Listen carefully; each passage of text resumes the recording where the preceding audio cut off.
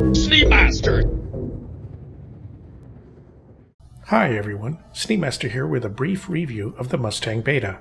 The Beta is a long-range exploration variant of the consolidated Outland Mustang series. The Beta loses the cargo storage in return for internal habitation. Inside is a sink, bed, and combination bathroom shower. The Beta is 17.5 meters long, 15.5 meters wide, and 5.5 meters high. The wings extend when the landing gear is stowed. The cockpit has excellent visibility, like all other Mustang variants. Although, unlike other variants, the pilot seat can turn around in the Beta to face the rear. There is a small hallway here that leads to the living compartment.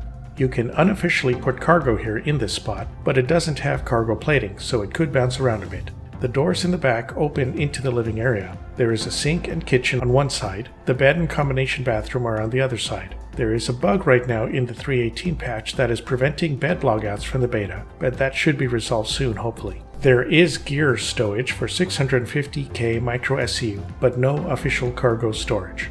The Mustang Beta has two size 1 shield generators, but they're only civilian grade D. Ship hull is a little weaker than the Anvil Aero light fighter, so you'll have to rely on the shields and your agility to escape damage. There are two size 1 hydrogen fuel tanks and one size 1 quantum fuel tank and drive. Even though the capacity seems the same as other variants, CIG has added extra fuel storage to the Beta, so it can hold 700 units of quantum fuel instead of the usual 583 units. The hydrogen storage is increased as well, but the numbers from the game seem strange, so I won't list them here. Assume an extra 25 to 50% more hydrogen fuel than other variants. Combat speed is 188 meters a second and max speed is 1216 meters a second, so it has slower combat speed than the Alpha, but higher max speed. It's better at escaping combat or catching up to targets, but not as good in combat maneuvering speed.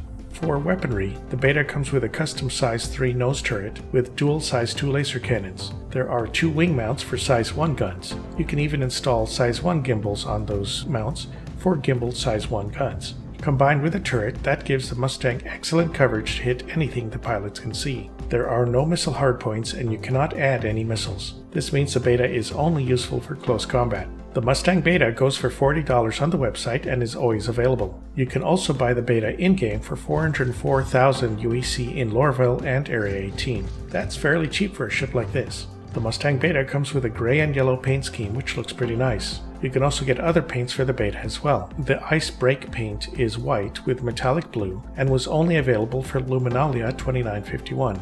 There is the yellow and gray Guardian paint, which is sort of the opposite of the Beta paint scheme, the white and gray Polar paint, and the gray and blue Stormbringer paints. These last three are always available on the website to purchase. The Beta is a great ship for exploring faraway locations with the longer fuel tanks and ability to log out from the bed. The lack of cargo storage is a drawback, but you can put a few boxes behind the pilot seat if necessary, just not the larger 1 SCU boxes.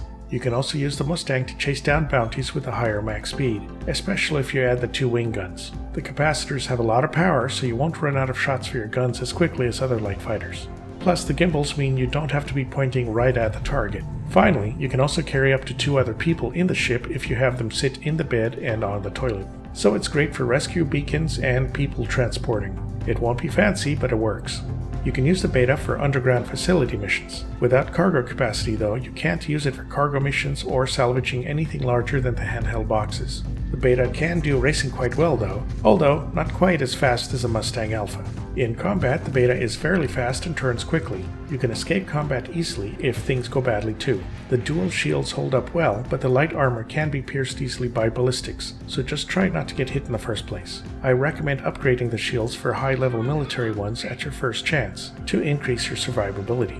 So I found I really enjoy flying the Mustang Beta, especially for random sightseeing. It's a small, nimble ship that can fit in caves or on top of mountains and buildings. It has combat ability when necessary, although without the extra wing guns, it'll struggle against other ships. With a few modifications, it can be pretty good at making you money with bounties, both flying and on the ground. It's the lowest cost ship with a full bed and bathroom setup, so it's not a bad ship to buy or upgrade to if that's what you need. One word of caution, just be careful when exiting the pilot seat. Make sure to exit manually by clicking the direction you want to exit instead of using the Y button. Otherwise, you might find yourself floating in space instead of getting into your bed. Alright, so that's a brief review of the Mustang Beta. Please like and subscribe if you enjoyed the video. You You can use my referral code if you decide to jump into Star Citizen, and you'll get 5,000 extra in-game credits. And until May 2nd, you'll get that P-52 Merlin ship too. Here's a big thank you to my current patrons. I have a Patreon going for $3 a month. All patrons will have their names listed at the end of my videos and get first pick in the next item I will cover. So feel free to sign up and let me know what you'd like to see next.